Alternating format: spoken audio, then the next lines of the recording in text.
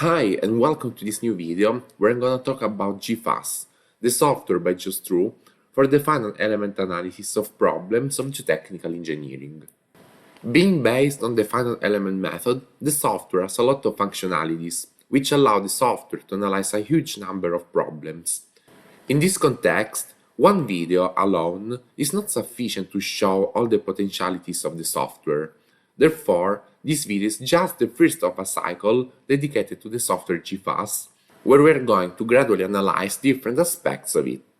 In this first video, I will introduce you to the software by showing you some fundamental aspects which are necessary to deal with any kind of finite element problem. Specifically, we are going to analyze the construction process of an embankment on a layered slope. The embankment will be built in 3 different construction stages, and at the end of the construction process, a non-uniform load will be applied on its top. We want to assess, for example, the vertical stress state in the slope at the end of any construction stage. As a consequence, at the end of this video, you will have learned how to define a geometry and generate the corresponding computational mesh, assign the material and the boundary conditions, manage the different construction stages, perform the stage construction analysis, and plot the results. Well, we're now ready to get started. This is the window that you will see after opening the software. I will show you the different commands when we will need them. From this button, we can manage the material properties. From these 2 panels, we can define the properties of plane elements and linear ball elements. In this video, we can focus only on the plane elements which we are going to employ to discretize the soil layers. As default, 4 soil layers are included in the software database. For any layer, we can assign different characteristics, such as the elastic properties, the unit weight, and the thickness from this panel, the strength properties from this other panel, whereas this last panel allows us to define the hydraulic properties. Concerning the elastic parameters and the unit weight, for time reason, let's assume the default parameters in this video. The thickness in this column refers to the normal direction, therefore the unity value works well. All the other parameters, whose meaning should be clear for the users of finite element software, do not affect this application. Regarding the strength properties, in the specific panel, also in this case we are going to assume the default values for time reasons. We have also to specify in this panel a specific failure criterion. For example, let's select the more Coulomb failure criterion for all layers.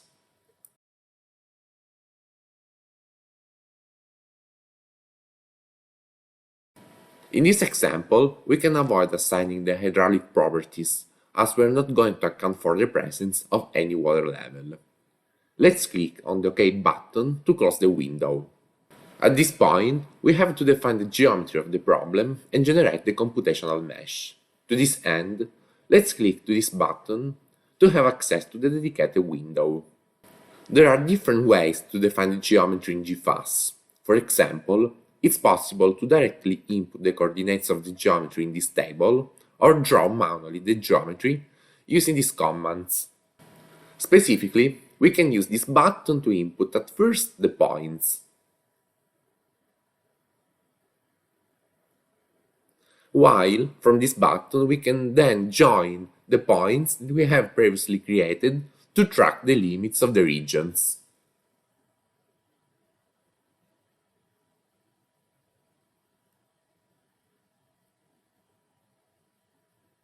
However, for particularly complex geometries, such as for example the one that we want to analyze in this video, it could be easier to import the geometry, for example, from a DX file. GFAS obviously allows this possibility. Let's see how to do. At first, let's click on New Project to delete the geometry previously created, and then let's click on the button Import. In this window, we have to select the folder where we have saved the DX file, and from this menu in the bottom, let's choose the file type as DXF. Let's select the file, then we can open. We know that the geometry has been imported in this window, and the concerning coordinates are indicated in the table on the left side. The geometry is split up in some regions that I have previously defined during the creation of the DX file.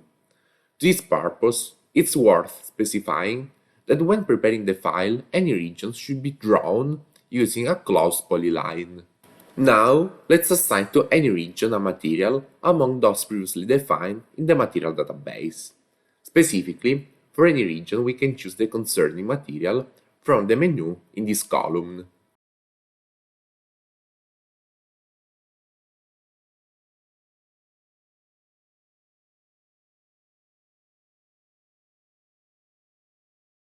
Let's click on Apply, and we can then note that the specified material has been assigned to all regions. From this command on the upper bar, we can define the mesh settings, such as the mesh type, the element type, the gradation factor, and the approximate number of elements. In this example, let's assume the default values, and let's click on OK. Now, let's click on Generate. We can decide to not save the changings, and at the end of this short generating stage, let's click on OK. The mesh has been just generated. Eventually, we can refine the mesh from this button.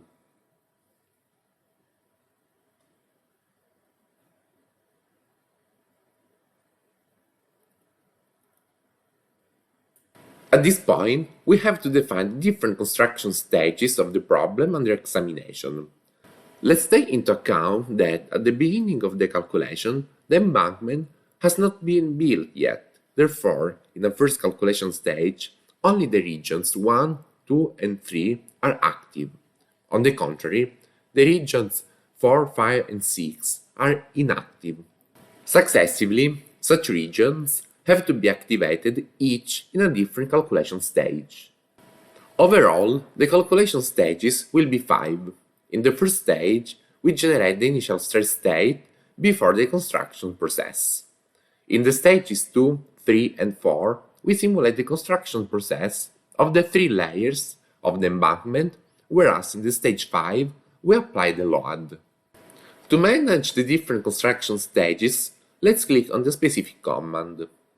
In stage 1, let's open the menu referring to regions 4, 5, and 6 and click on Inactive Region.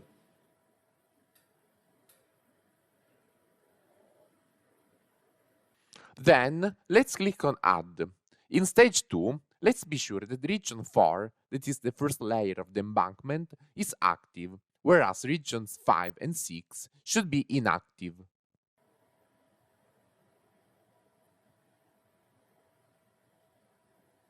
Let's click again on Add, and for the third stage, activate also region 5, that is the second layer of the embankment, whereas region 6 is still inactive.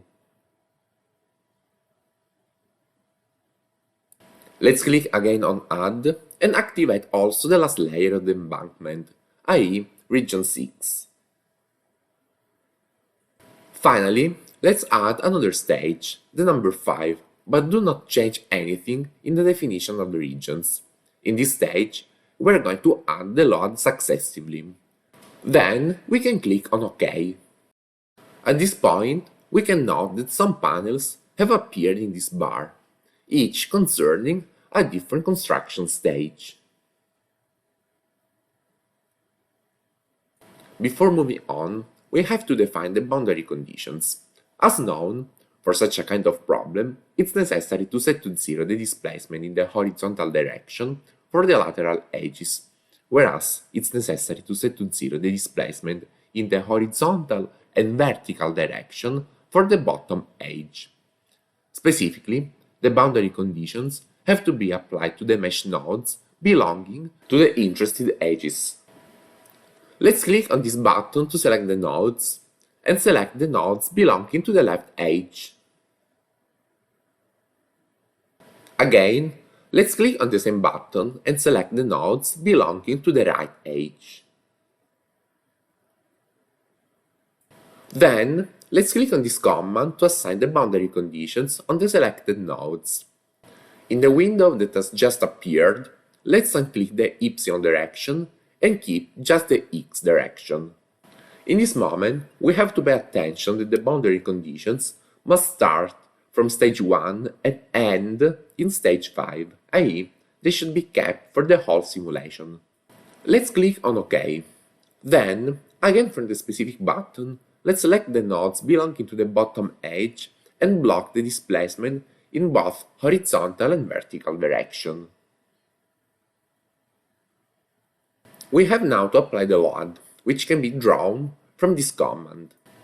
Let's click on the first and last node of the segment where we want to apply the load and, as a consequence, this window will automatically open from where we can apply nodal or distributed loads along with hydraulic and dynamic loads.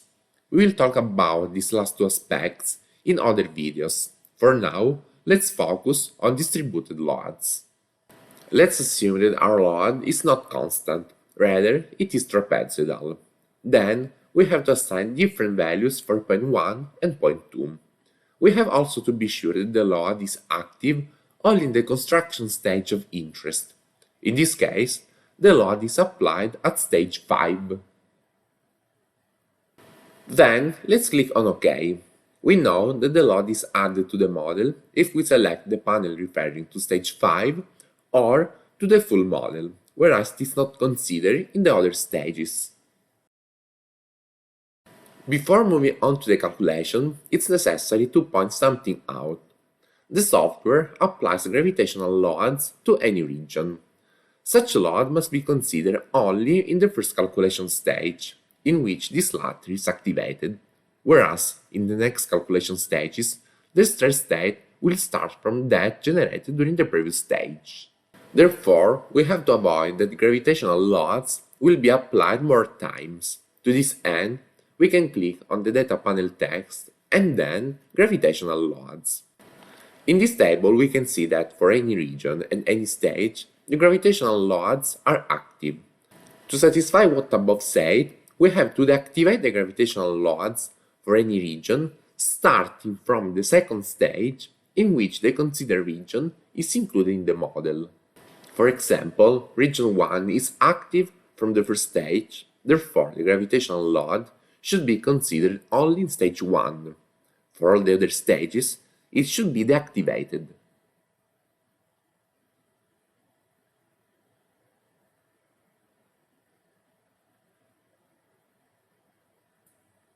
The same applies also for regions 2 and 3.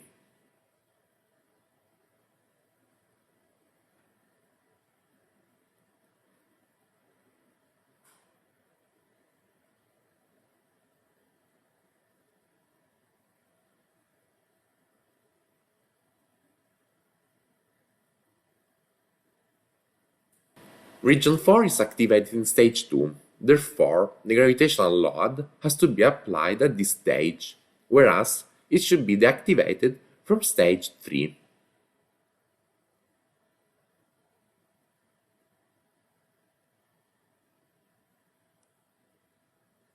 Region 5 is activated in stage 3, so we have to select No for the stages 4 and 5.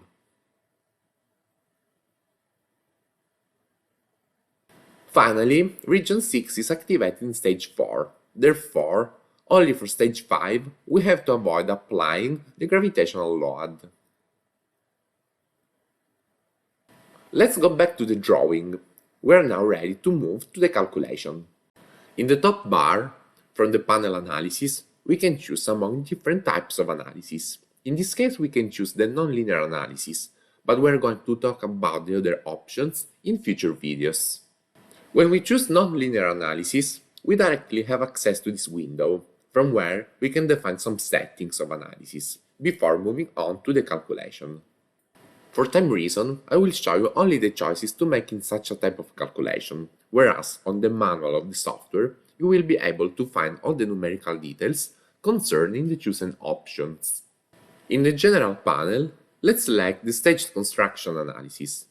From this other panel, we can instead select the numerical parameters of the analysis. In this case, we are going to refer to the default values.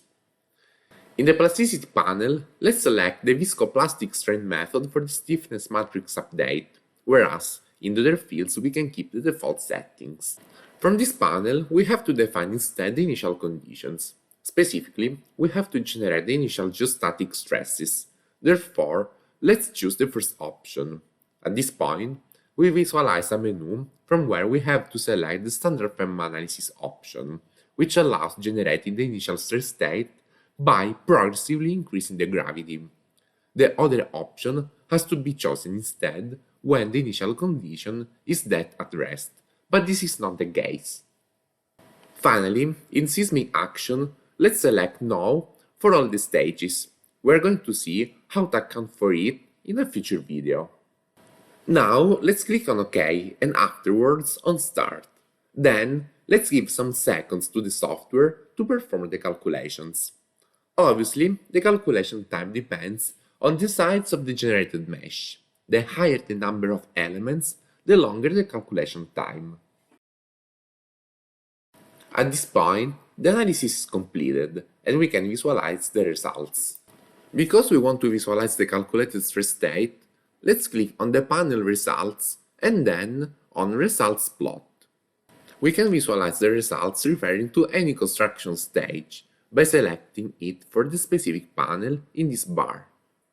For example, referring to the calculation stage 1, we want to represent the vertical stress state indicated as sigma y in the right part of the screen. Analogously, we can plot the vertical stress state along with all the other outputs indicated here on the right for all the construction stages.